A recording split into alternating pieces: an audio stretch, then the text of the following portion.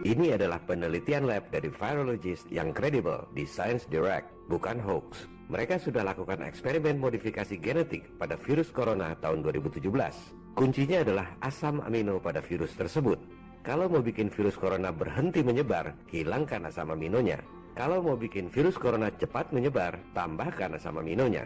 Dan itulah yang terjadi. COVID-19 menyebar begitu pesat karena ada tambahan asam amino pada virus corona yang sebelumnya sudah ada. Pertanyaannya, penambahan asam amino pada COVID-19 itu alami atau buatan manusia? Kita cari lagi sumber data yang kredibel. Menurut profesor dari National Taiwan University, penambahan asam amino pada virus corona sangat tidak wajar. Biasanya, mutasi virus tidak radikal seperti itu. Aneh kalau virus corona tiba-tiba punya 4 asam amino. Ini adalah campur tangan manusia di lab menambahkan asam amino pada virus corona yang sudah ada supaya cepat menyebar. Penyebaran virus corona ini sudah disimulasikan 2 bulan sebelum virus menyebar di Wuhan. Hasil simulasi tersebut, COVID-19 menyebabkan kematian 65 juta orang. Penyebaran virus corona 2019 ini sudah didesain dan direncanakan dengan sangat matang. Jurus yang digunakan sebenarnya itu-itu juga, seperti preman tebar paku di jalan. Problem, reaksi, solusi. Jurus problem reaksi solusi ini dulu mereka gunakan untuk menggolkan Undang-Undang Federal Reserve 1913. Coba Anda pikir, gimana caranya supaya bisa ada bank sentral swasta di Amerika? Langkah pertama, problem, ciptakan krisis. Dibuatlah peristiwa Panic 1907, seolah ada krisis keuangan yang parah di Wall Street. Padahal waktu itu nggak ada masalah apa-apa. Mereka bisa melakukan rekayasa itu karena mereka lah penguasa Wall Street. Langkah kedua, ciptakan reaksi. Media-media massa yang sebagian besar milik mereka membakar massa seolah-olah ada krisis keuangan yang sangat parah. Masyarakat panik, rame-rame bank rush. Maka jadilah krisis beneran akibat teror ketakutan. Lantas, para dewa keuangan saat itu, Rockefeller, JP Morgan, Jacob Schiff, dan lain-lain kampanye. Ekonomi nasional akan runtuh. Kita butuh otoritas moneter yang baru. Langkah ketiga, tawarkan solusi. Mereka buat undang-undang bank sentral swasta seolah-olah untuk menyelamatkan perekonomian. Maka diundangkanlah Federal Reserve Act 1913. Padahal, apa yang terjadi setelah Federal Reserve didirikan tahun 1913? Setahun kemudian, tahun 1914, Perang Dunia I.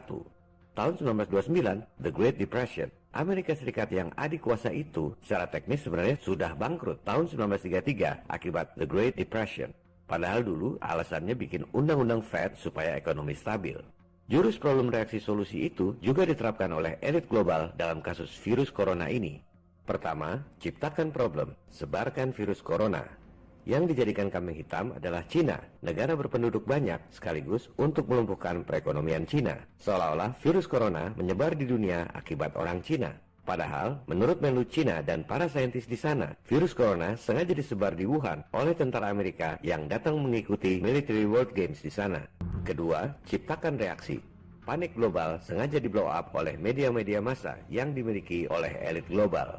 Waktu awal, jumlah kematian akibat corona masih sedikit. Tapi sudah sedemikian di-blow up untuk menciptakan panik massa.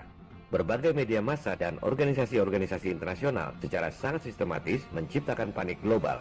CNN, Fox, Times, CNBC, Al Jazeera, Google, YouTube, dan lain-lain semua milik elit global. Begitu juga lembaga-lembaga seperti WHO, PBB yang akhirnya menginstruksikan negara-negara di dunia untuk lockdown. Akibatnya, ekonomi hancur, nilai mata uang anjlok, pasar modal hancur, perbankan stop salurkan kredit. Ini memang tujuan mereka. Ketiga, seperti preman tebar paku, mereka nantinya akan datang pura-pura menawarkan solusi. Solusi pertama, vaksin. Elit global melalui kaki tangannya seperti PBB dan WHO akan menginstruksikan negara-negara untuk keluar anggaran dana penanganan virus di bawah kendali mereka. Solusi kedua, mereka akan datang pura-pura menawarkan solusi penyelamatan ekonomi. Utang-utang baru akan dikucurkan. Negara-negara di dunia makin tenggelam dengan utang-utang yang tak akan mampu dibayar. Memang itu tujuan mereka. Mereka bisa menawarkan utang miliaran dolar karena mereka bisa nyetak duit modal dengkul.